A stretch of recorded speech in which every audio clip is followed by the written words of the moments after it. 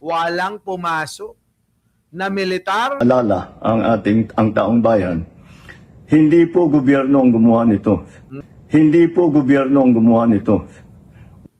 Hindi po gobyerno ang gumawa nito. Yan. Hindi po gobyerno ang gumawa nito. Pumasok na tigalabas na sundalo, hindi po mag-alala ang taong bayan. Hindi po gobyerno ang gumawa nito. Walang pumasok na tigalabas na sundalo, na militar, na NBI sa Senado.